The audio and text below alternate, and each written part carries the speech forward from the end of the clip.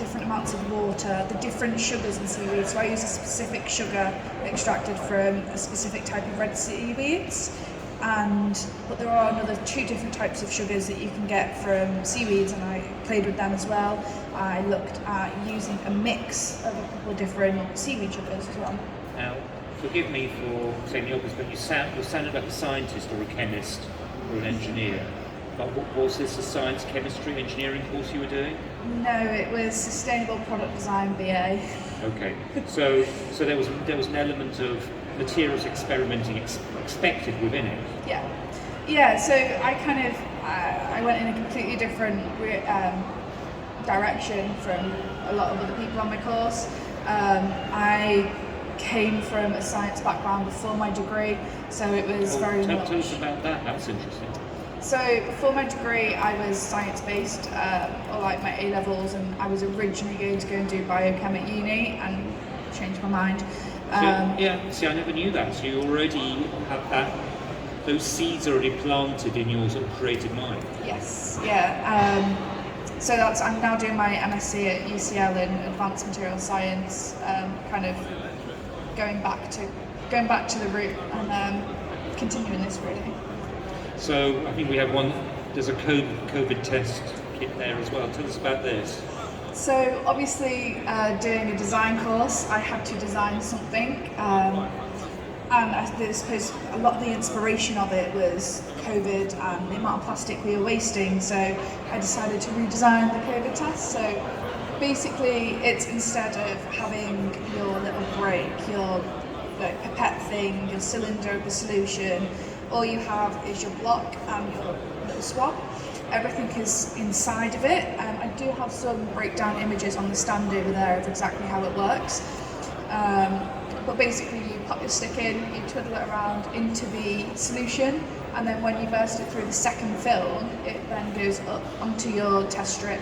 You wait however long you have to wait for it, and it shows your test. And they made them, I 3D printed them.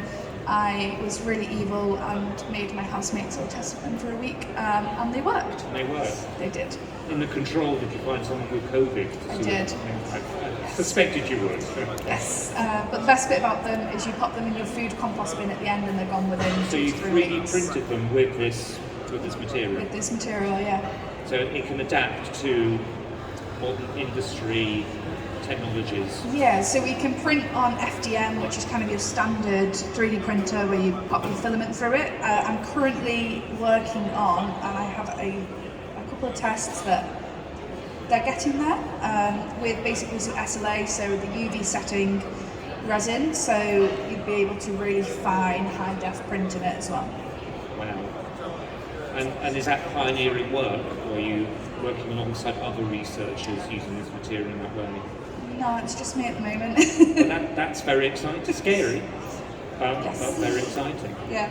Well, with that in mind, again, your concluding question, where do you see yourself in 3 years' time? In 3 years' time, I'd like to have the material in multiple kind of different textures and ways of being used in mass manufacture, and being able to actually start cutting down on the amount of non-biodegradable single-use plastics that we use every day. And also, with your research to date and your experience today, is there any industry interest in what you're doing? Yeah, I've had a couple of different people interested. We've had a couple of people in contact about funding as well to be able to get it patented and move on from the IP. Yeah, because again, this is about ownership as well, isn't it? Because it's such an amazing idea. You want to be celebrated for the one that's really pioneered this initial stage. Yeah, it's kind of, obviously it's taken me a while to get there because I'm doing it through my studies, and I just kind of, I want to finish the project, because obviously at the moment this is in no way complete. Yes, you can use it, I've sold batches of it for people, like artists, to make with it, but it's nowhere near done. Okay, so yeah, good luck with that. And again, you're on the stand for the rest of the day? I am, yeah. So if anyone wants to ask you any questions, you're here. So the stand is between numbers 10 and 11 at the back of the room. At this point, I'd like to thank our green grads who have joined us on stage today. So a big round of applause, please. And again, if you haven't been yet, please visit our stand where there are lots more of us there and lots to see. And if you are in town, we are at Chelsea Harbour Design Centre until Saturday the 13th of May. Correct? Yes. Okay. Guys, thank you very much. So I talked the programme over. Yes.